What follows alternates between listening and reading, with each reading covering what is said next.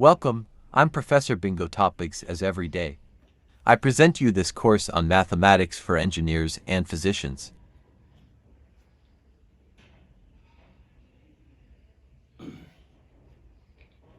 Alors, monsieur, bonjour. Alors, on va continuer nos cours de mathématiques. Aujourd'hui, on va voir les complexes logarithmes fonctions, c'est-à-dire les fonctions logarithmes complexes.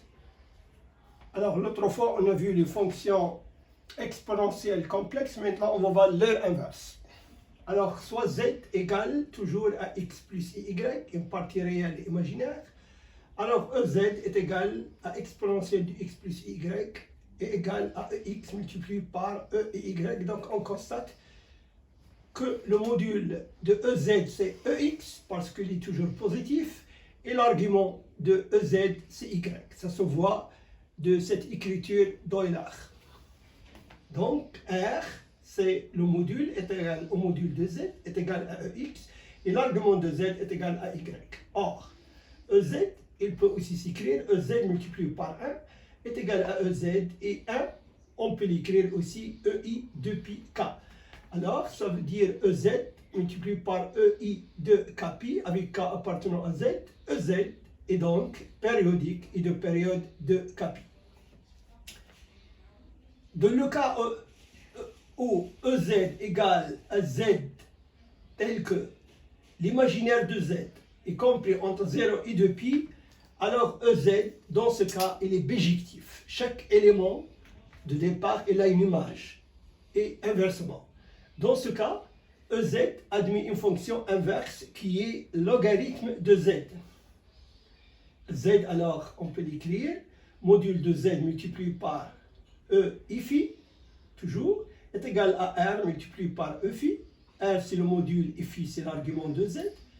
On peut l'écrire aussi E logarithme de R, étant donné que le module d'un complexe est toujours positif, multiplié par E IF, multiplié par 1.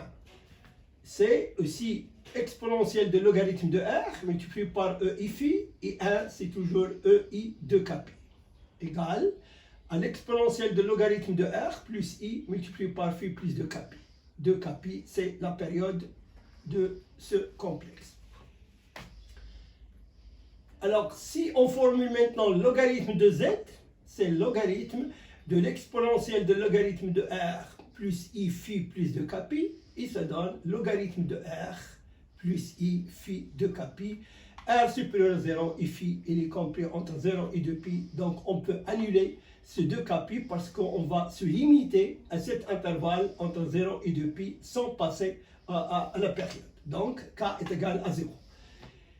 Donc, en définitive, logarithme de z, c'est logarithme de r plus i phi, c'est-à-dire c'est logarithme du module de z plus l'argument de z, phi. R, c'est le module de z, et phi, c'est l'argument de z. Phi, bien sûr, il est toujours compris entre 0 et 2pi. On va voir donc maintenant quelques exercices d'application.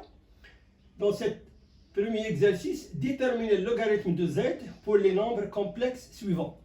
Z égale à racine de 2 plus i racine de 2. Petit b, z égale à 2 moins i de racine de 3. C, c'est z égale à moins 3. Petit d, z égale à 2. E, z est égal à moins 1 sur 2e plus 1 sur 2e racine de 3i. Solution de ces 5 exemples.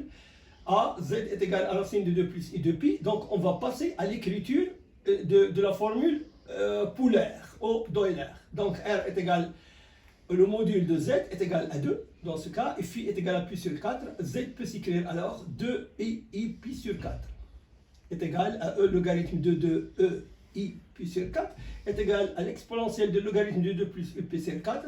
Logarithme de z égale donc à log de 2 plus i pi sur 3, 2 supérieur à 0, et phi entre 0 et 2pi. Donc, finalement, logarithme de z est égal à log de 2 plus i pi sur 4. Petit b, z est égal à 2 moins i racine de 3. R, toujours, le module égal, module de z, c'est racine carrée de 2 au carré plus 2 racine de 3 tiré 2, c'est racine de 6 est égal à 4. Et tangente de phi, c'est moins racine de 3. Phi, il est dans le deuxième quadrant, donc moins pi sur 4 plus 2pi égale à 5 pi sur 3. Donc z égale ARE I phi est égal à 4. R c'est 4, on l'a calculé. C'est EI 5 pi sur 3, E logarithme de 4 plus I 5 pi sur 3 implique que log de Z égale à log de 4 plus I 5 pi sur 3. 4 est bien sûr supérieur à 0 et phi est compris entre 0 et 2 pi. Finalement, on obtient logarithme de Z égale log de 4 plus I 5 pi sur 3. En petit c, nous avons Z est égal à moins 3, R c'est le module donc est égal à 3, phi est égal à pi. Donc Z est égal à 3E I pi est égal à E, log de 3 plus I pi, et donc log de Z est égal à log de 3 plus I pi.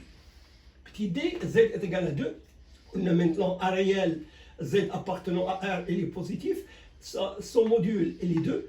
Phi est égal à 0, donc Z peut s'écrire 2 multiplié par EI à la puissance 0. Donc c'est E logarithme de 2 plus E0, et log de Z est égal à log de 2. Dans ce cas-là, lorsque R est positif et appartenant à R, donc si Z appartenant à R+, alors log de Z est égal à log de X. Petit e, Z est égal à moins 1 sur 2e plus 1 2e de racine de 3i. Son module est égal à moins 1 sur E, 1 demi multiplié par 1 demi moins I racine de 3 sur 2 est égal à plus 1 demi. Tangente de phi est égal à moins racine de 3. Phi est égal à 2 pi sur 3 étant donné que x inférieur à 0 et y supérieur à 0. Donc Z égale à 1 sur E, EI 2 pi sur 3 est égal aussi à E logarithme de 1 sur E plus I 2 pi sur 3. Et log de Z est égal à log de 1 sur E plus I 2 pi sur 3. Or, log de 1 sur E peut s'écrire aussi logarithme de E moins 1 et donc est égal à moins 1. Donc log de Z est égal à moins 1 plus I 2 pi sur 3. Grand 2, deuxième exercice. Donc pour quel Z, EZ est égal à racine de 2 plus I racine de 2. Alors on écrit EZ est égal à racine de 2 plus I racine de 2. On calcule le module de EZ, R est égal à 2, tangente de phi est égal à 1, phi est égal à pi sur 4, donc EZ est égal à 2, EI pi sur 4 implique que logarithme de EZ est égal à log de 2 plus I pi sur 4, Z égale alors à log de 2 plus I pi sur 4. Grand 3, déterminer Z. Donc dans l'équation suivante. Z au carré multiplié par 1 plus I est égal à Z facteur de 1 moins I. Z carré facteur de 1 plus I moins Z de 1 facteur de 1 moins I est égal à 0. On met Z en facteur de Z multiplié par 1 plus I moins 1 moins I est égal à 0. Z est égal à 0, ou Z est égal à 1 moins I sur 1 plus I, ça donne moins I. Donc on a la solution, Z est égal à 0 et Z est égal à moins I. Soit Z égale à 2 alpha, plus I facteur de 1 moins cosinus de 2 alpha, déterminer les coordonnées polaires de Z, étant donné que alpha il est compris entre 0 et pi. Module de Z égale à R, alors c'est Z, racine carrée de sinus carré de 2 alpha plus 1 moins cosinus de 2 alpha au carré est égal à racine de 2 facteur de 1 de racine carrée de 1 moins cosinus de 2 alpha est égal à 2 multiplié par valeur absolue de sinus de x de alpha. Or, alpha est compris entre 0 et pi, sinus de alpha dans ce cas-là, il est positif, donc R est égal à Z est égal à 2 sinus de alpha. Argument de Z, c'est tangente de phi est égal à 1 moins cosinus de 2 alpha, c'est sinus de 2 alpha.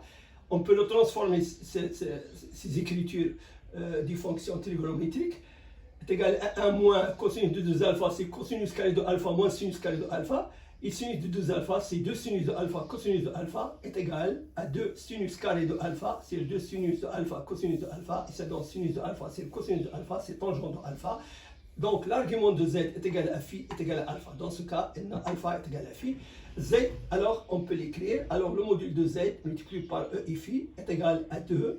Le module de Z, c'est 2 sinus de alpha qui est positif, multiplié par E et alpha. Voilà, monsieur, j'ai terminé. J'espère que vous avez profité de ce cours. Merci, à bientôt.